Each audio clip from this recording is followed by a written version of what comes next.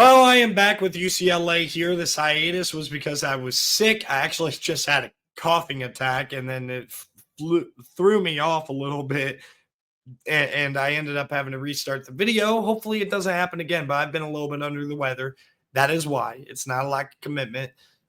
We are going to be pumping out these videos as we get closer to the season. We're going to be doing a lot more of the contenders, the top of the conference after this video. So we're going to be looking at like Vegas odds, for example, who are the teams that are going to be at the top of each conference. So the next couple of videos, you can look for like LSU, Notre Dame for the ACC, even though they're not in the ACC. I'm going to do them. And then I'm also going to preview for the Big 12, Arizona State. And then when we get back to the Big 10, we're going to do Penn State. That's going to be a lot of fun, the next 4 videos. I'm hoping to do a good amount and have all of those done by Monday night. We'll see, though. I mean, I have not been able to, unfortunately, I haven't been able to get these videos in. But as we get closer to the season, towards the back part of the week, prior to week 0, we're going to be previewing the conferences and giving you the full standings there. And then we're going to talk about Heisman and playoff predictions.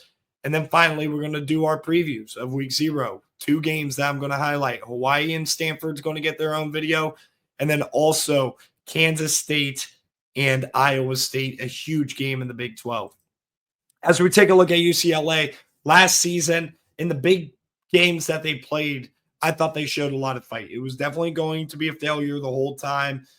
They definitely didn't look like they had a lot of life when they played LSU early in the year. But when they played Penn State and Oregon, I thought they showed a lot of fight, even if those games weren't necessarily close. I think that they're building the right things, and Deshaun Foster's the right guy for the job here.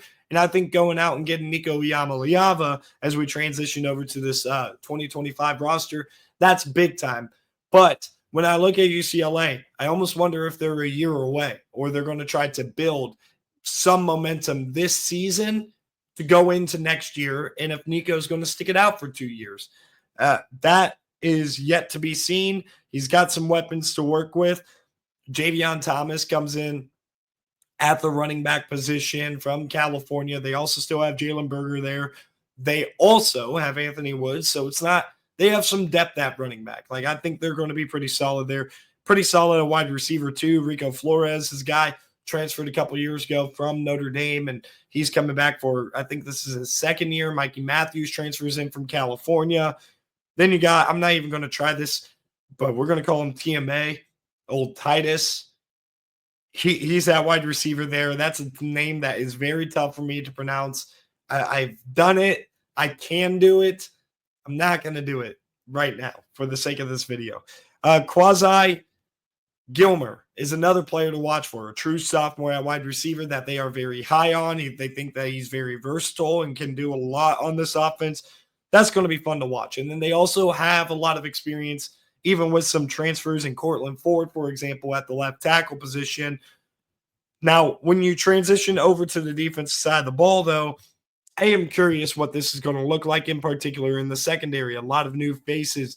Andre Jordan Jr. is one guy that is projected to be their top player in the secondary. I do think that Key Lawrence could be a really solid player too. Robert Stafford at the other cornerback spot. That secondary, just a lot of new faces in this program, but some guys who have proven a little bit. And then also like Jalen Woods is a really good front seven player to watch out for. This front seven is going to be pretty solid. I'm pretty sure the question is going to be, how does that secondary exactly come to form?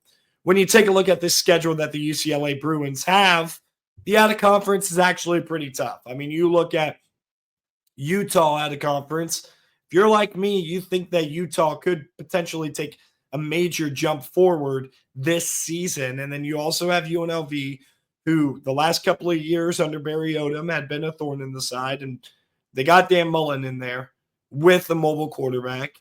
A lot of quarterback power is going to be coming. New Mexico, however, it's the first year of Jason Eck. It was a rebuild for Bronco Mendenhall, who, by the way, pretty much overachieved there at New Mexico. But it's going to be a rebuild yet again for Jason Eck. And then you get into Big Ten play. They do draw Penn State. They go to Indiana, to Ohio State, to USC, play Washington and Nebraska at home.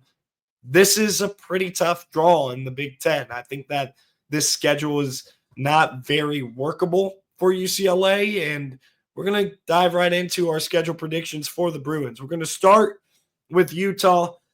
It is game one for Coach Beck, Jason Beck, coming in from New Mexico at Utah, but I think that they're going to have a little bit more talent. They're also going to have a very, very solid defense. I'm taking Utah to win that game. UCLA starts 0-1. Then a first-year head coach in Dan Mullen at UNLV. Obviously, he's coached before, but he's been out of coaching a couple of years. This is a roster that I think is going to have to figure some things out. I actually think UCLA is going to go into Allegiant Stadium, come out with a W on the road at UNLV before turning back around, going home to play New Mexico. Again, a little bit of a rebuild. I just don't think New Mexico has enough talent. 2-1 here for the UCLA Bruins. They go on the road to the Lake against Northwestern, in which this game is going to be pretty tough. David Braun is a good coach who, I get it's not Pat Fitzgerald, but it's still a really good coach. And it's a tough road trip with a lot of wind there for an LA team. I got Northwestern winning that game. This is going to be 2-1 now for the 2-2 for the UCLA Bruins, starting out 0-1 in conference. I don't think they can beat Penn State in the Rose Bowl. I'm holding that as a loss. This Penn State team is just really good. But they take a trip to Michigan State, back and forth on this game. I like what Jonathan Smith has shown in the past at Oregon State in particular. And then obviously I think he could build something at Michigan State, but still think just like UCLA, they might be a year away. UCLA is going to be hungry for a victory. I got UCLA going on the road to make themselves 3-3.